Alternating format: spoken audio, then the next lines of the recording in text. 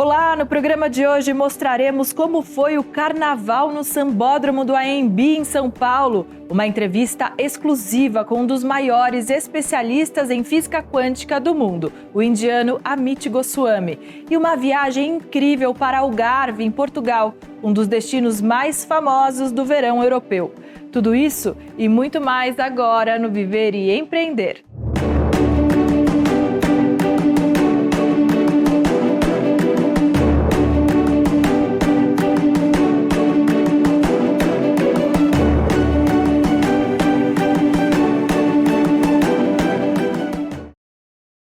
A festa mais popular do Brasil, o Carnaval, é responsável pela geração de milhares de empregos o ano inteiro. A estimativa é de que o Carnaval deste ano tenha movimentado cerca de 6 bilhões de reais somente em São Paulo, segundo um levantamento do governo do estado. E nós, do Viver e Empreender, acompanhamos os desfiles no Sambódromo do AMB, na capital paulista.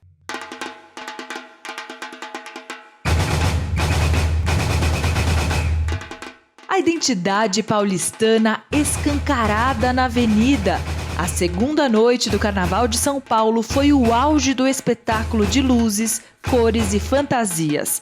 7 escolas do Grupo Especial abrilhantaram o AMB na zona norte da capital paulista, com seus enredos e performances espetaculares. E nós, do Viver e Empreender, marcamos presença nesta que é uma das maiores festas do mundo. A gente está falando de uma das maiores festas do nosso país e de um dos maiores carnavais do nosso país, que é o Carnaval de São Paulo. E olhar para a grandiosidade, para as milhares de pessoas que se engajam, que estão aqui trabalhando, para mim falar muito do potencial e do que é a nossa cidade, que é o nosso país. Então bora celebrar, bora incentivar e ter muito orgulho disso tudo que é a nossa história também. E o destaque foi para a Mocidade Alegre, campeã do Carnaval de São Paulo em 2023 e a grande campeã de 2024. Com o enredo Brasileia Desvairada, a busca de Mário de Andrade por um país, a escola encantou o público com uma apresentação repleta de cores, ritmo e emoção, celebrando a diversidade cultural do nosso país. Outra escola que brilhou na avenida foi a Águia de Ouro, com o enredo Águia de Ouro nas ondas do rádio. Com uma homenagem ao poder transformador da comunicação radiofônica, a Águia de Ouro trouxe para a avenida um espetáculo envolvente, que cativou a todos. Destaque para o carro que homenageou Eli Correia, radialista e comunicador da Rádio Capital. Além da exuberância artística, o Carnaval de São Paulo é também um importante impulsionador econômico para a cidade. Nos últimos anos, a festa tem se destacado, não apenas pela grandiosidade dos desfiles, mas também pela diversidade cultural, com enredos que abordam temas relevantes e atuais, além da inclusão de diferentes manifestações artísticas, como o hip hop, o funk, o rap e o samba. Eu acho que a junção do rap e do samba são culturas que naturalmente são culturas extremamente políticas, extremamente todo o samba e todo o hip hop, todo o rap que é feito vem de uma forma de um protesto de vozes que são sempre caladas, né? E hoje em especial é o meu retorno ao carnaval. Estou muito feliz e tenho certeza que vai ser um sucesso. Estou muito feliz pela escola, estou muito feliz pelo projeto, muito feliz por estar valorizando mais uma vez a cultura preta e por mais uma vez as nossas vozes serem ouvidas. Entendam a letra do samba não só como uma letra que vai passar, entendam a letra do samba e analisem, porque é um grito de socorro, é um grito de protesto, é uma cultura que deve sim ser valorizada, a cultura preta ela deve ser valorizada, a cultura de rua, a cultura hip hop, as nossas baianas, os nossos rappers, nós temos muito sim a falar, nossas vozes elas ecoam nas periferias. Não adianta a gente ter um projeto que venha sempre do centro para as periferias. A gente tem que trazer da periferia, porque é da periferia que sai essa cultura maravilhosa. O Carnaval de São Paulo não celebra apenas a cultura e a tradição, mas também fortalece a economia da cidade, demonstrando a importância dessa festa tão esperada por todos os brasileiros.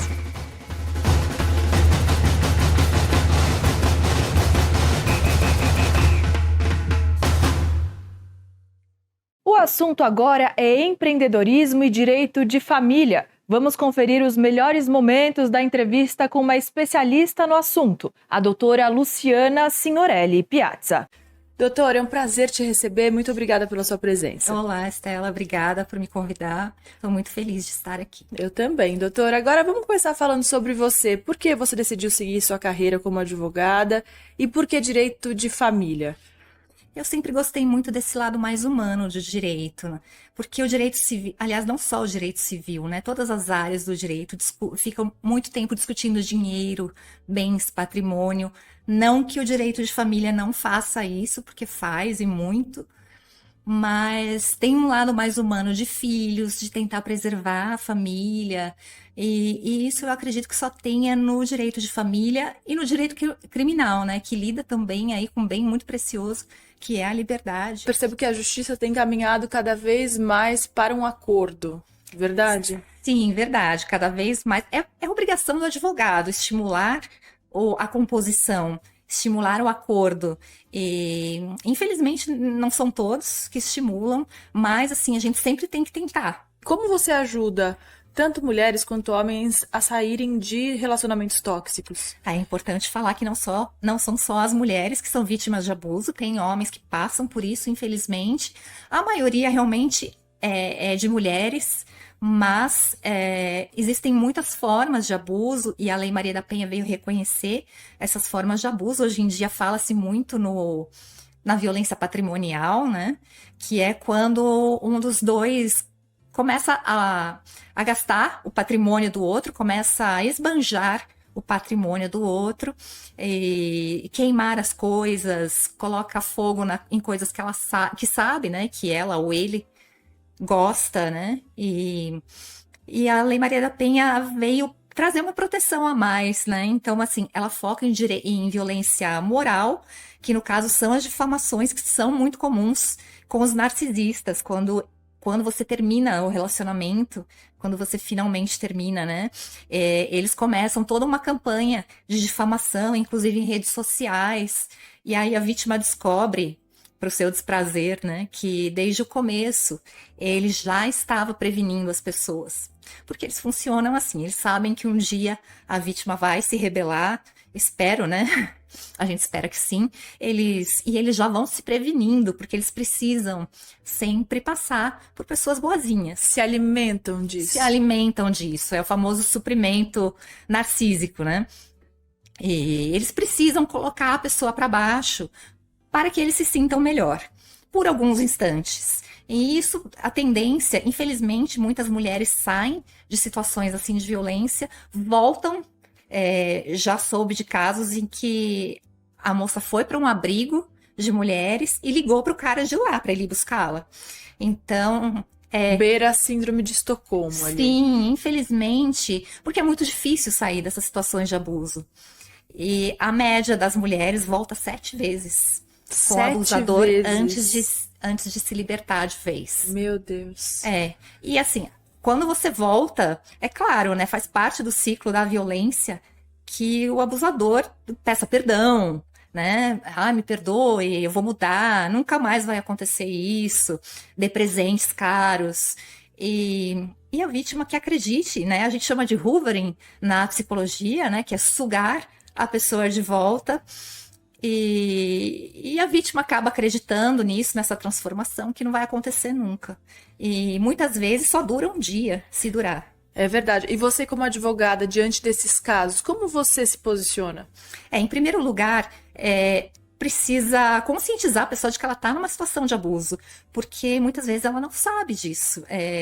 As pessoas... o abusador tem aquela técnica do sapo na panela, você já ouviu falar? Não.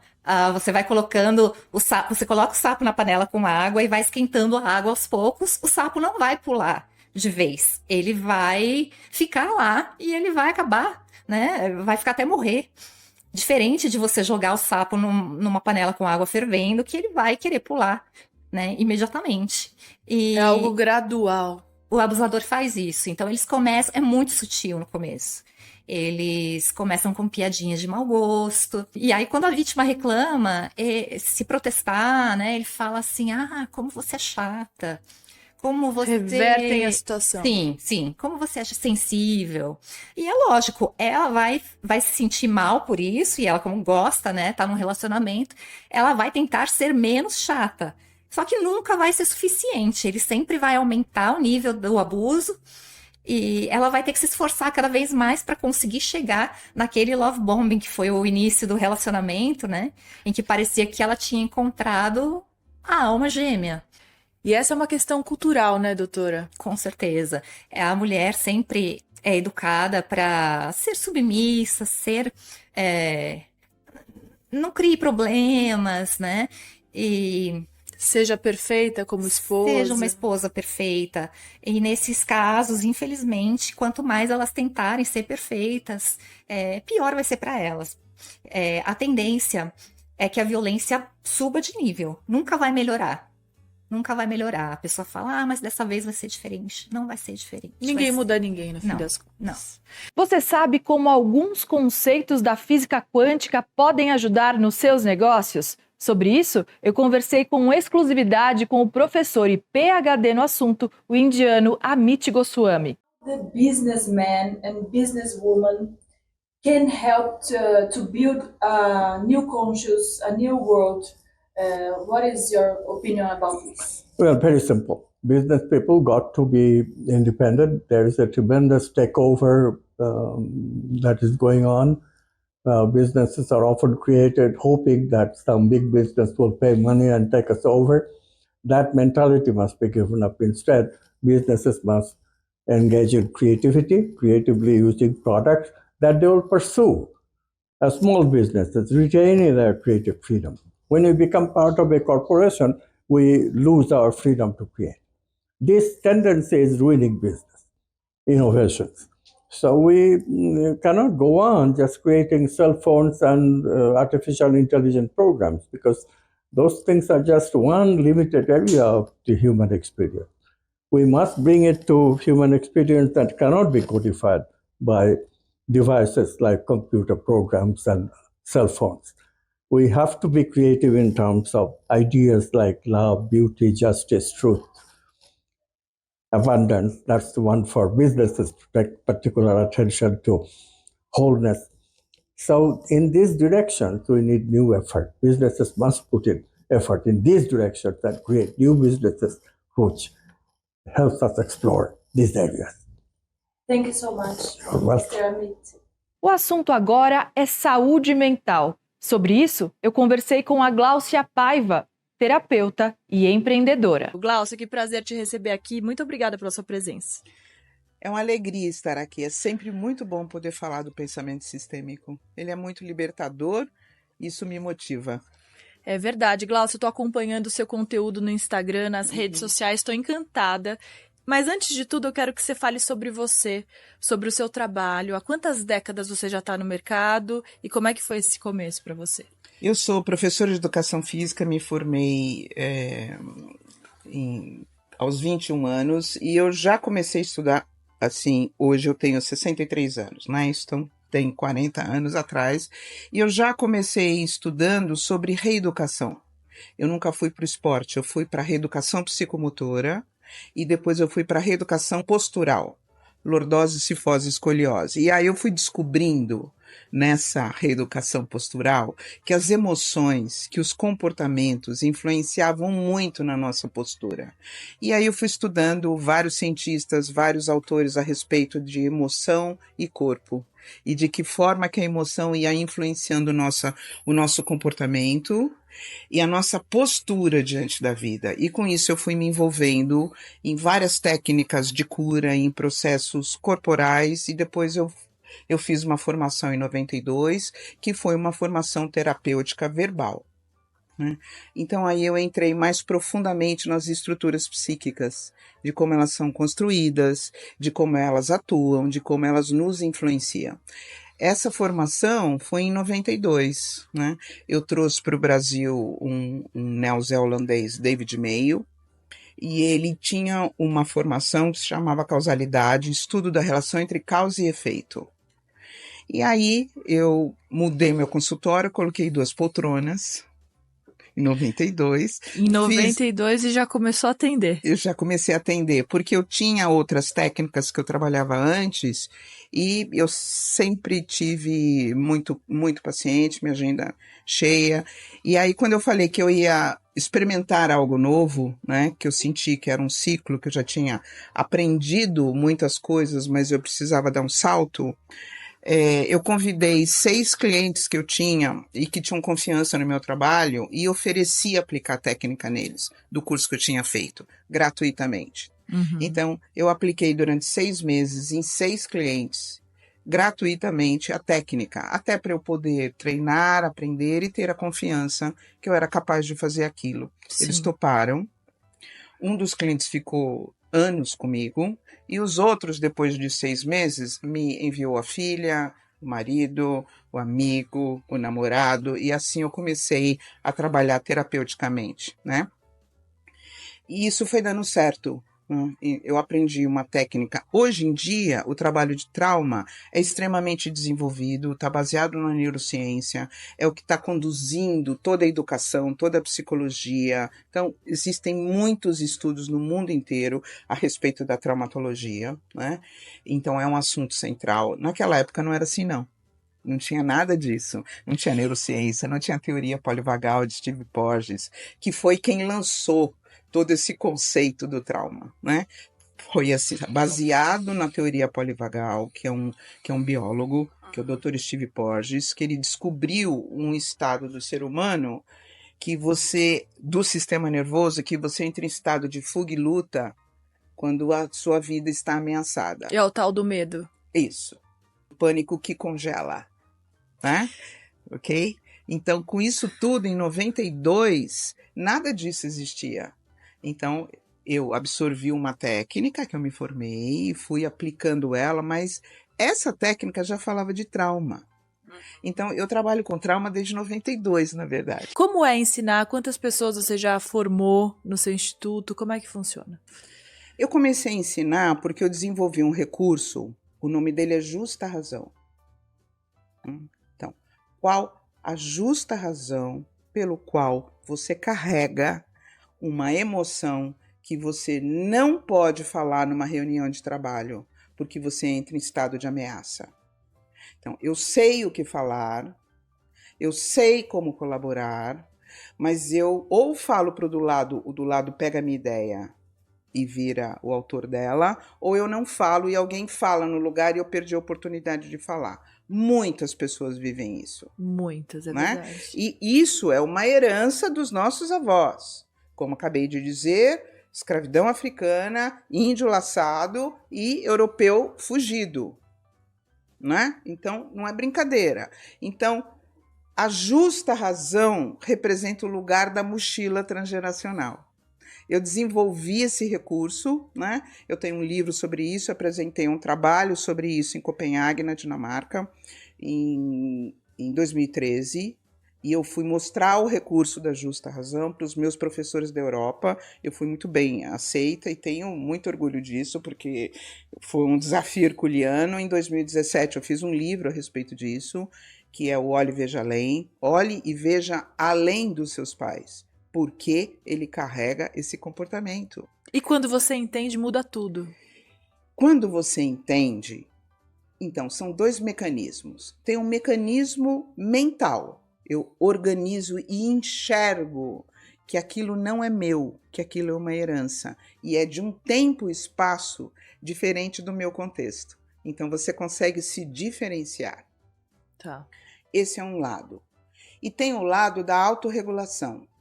Um sistema, ele precisa que o trauma seja reconhecido e reparado. Então, quando a gente acha a origem dele, e aqui eu desenvolvi várias ferramentas para conseguir acessar, que é o Nexo, que foi o método que eu desenvolvi, o método terapêutico que eu desenvolvi, quando você acha a origem de uma emoção que desencadeia um comportamento vem de uma emoção. Sim.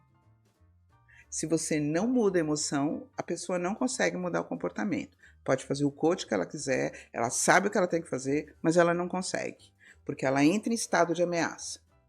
Quando você entra em estado de ameaça, você sai do neocórtex, que é onde ficam as funções executivas, que é o raciocinar, que é ter empatia, que é ter foco, determinação e ter um controle inibitório das suas emoções e do seu limite. Quando você vai para o simpático, o neocórtex diminui. Você sai do parasimpático e entra em estado de fuga e luta. A única coisa que eu percebo é a minha sobrevivência. Então eu perco as oportunidades. Porque eu estou ameaçada se eu me expressar. Você se fecha. Para sobreviver. Só que não é necessário. E eu não consigo fazer diferente. Então eu não me empoderam. Eu não desenvolvo segurança. Eu não desenvolvo confiança. Porque eu saí do meu neocórtex, tenho as minhas funções executivas, porque eu entrei em estado de ameaça, mas aquilo não está me ameaçando de fato. Mas eu tenho uma memória que eu faço download inconscientemente. Isso não é escolha, não tem livre-arbítrio aqui. Isso é registro no sistema nervoso. Por isso é neurociência. Ou seja, você acha que todo empreendedor executivo deveria se conhecer mais, fazer esse tipo de tratamento, terapia? Você acha que todo mundo deveria fazer para se conhecer melhor? Então, sim, por quê? Porque nós vestimos o óculos transgeracional. Nós reagimos a muitas coisas desnecessariamente. Então, toda vez que você está em estado de ameaça, você produz cortisol, que é o hormônio do estresse. Que é super nocivo. Então, por que todo mundo tem que fazer? Para produzir menos cortisol. Já começa por aí. Não é só pelo sucesso. Não é só pelo sucesso, nem só pelo emocional. Porque você produz e aquilo vai para uma parte do corpo e você começa a somatizar. Então você encurta a vida se você vive no óculos do transgeracional. Se você vai se descongelando, você passa a ser menos reativo. Então, você está aqui na minha frente, você está me desafiando. E eu estou aqui te olhando e falo, ok, meu bem, eu entendo que você precisa me desafiar, mas eu não vou jogar esse jogo com você. Você vai jogar ele sozinha. Sim. É diferente de eu ter que me defender, de eu... e aqui... Quer dizer, eu tenho a capacidade de raciocinar diante de um conflito. Queria que você deixasse suas redes sociais, que são riquíssimas, para quem está acompanhando o nosso podcast, nosso videocast, aqui no YouTube, na TV, seja onde for, no Spotify, por favor, deixa aqui pra gente. Gláucia Paiva Terapias, Instagram, YouTube, né?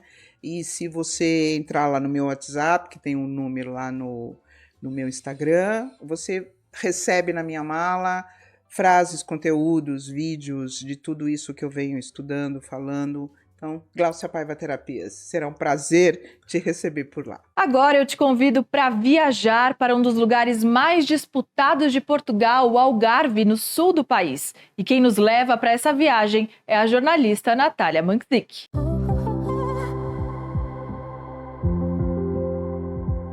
Estamos em Algarve, no sul de Portugal, uma região encantada de praias deslumbrantes. Com vilarejos pitorescos e uma rica oferta gastronômica, o Algarve é um dos destinos mais disputados do verão europeu. E quem nos leva para essa região especial de Portugal é a jornalista Natália Mankzik. Bom, eu tô aqui agora na Marina de Albufeira. Albufeira é a principal cidade aqui do Algarve, é a capital do turismo do Algarve, onde tem a maior parte dos hotéis. Vocês encontram hotéis de todos os tipos e gostos, desde os mais simples até os resorts. E agora eu vou fazer um passeio que é bem famoso aqui, que é pelas grutas da região.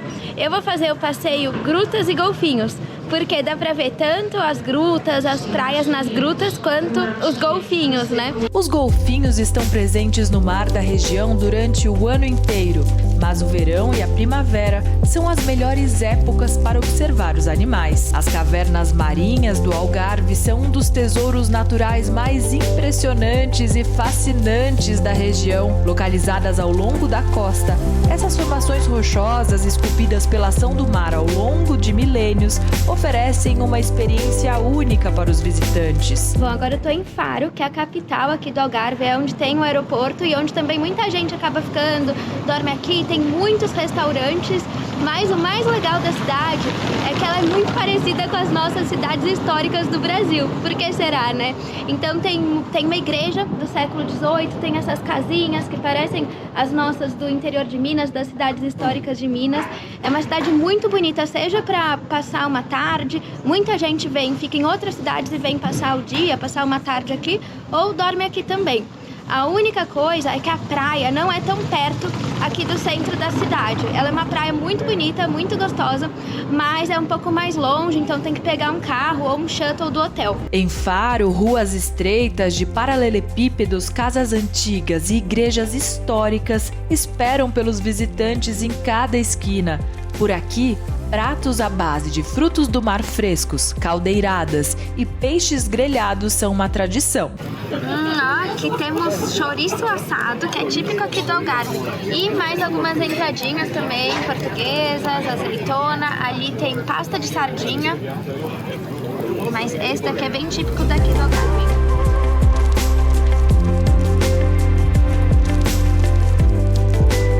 E para uma experiência gastronômica completa, não se esqueça de provar os doces, como os famosos pastéis de nata.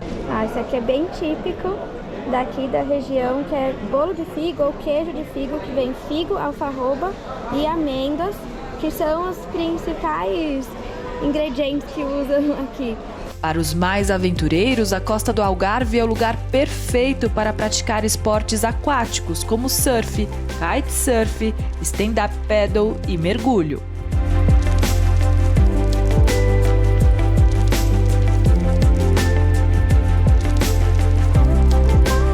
Por aqui também é possível acompanhar uma partida de golfe em um dos muitos campos de classe mundial espalhados pela região. Viajar para o Algarve é uma experiência que combina beleza natural, cultura, gastronomia e aventura. Uma viagem inesquecível. O próximo destino da jornalista Natália Mankzik você acompanha aqui no Viver e Empreender.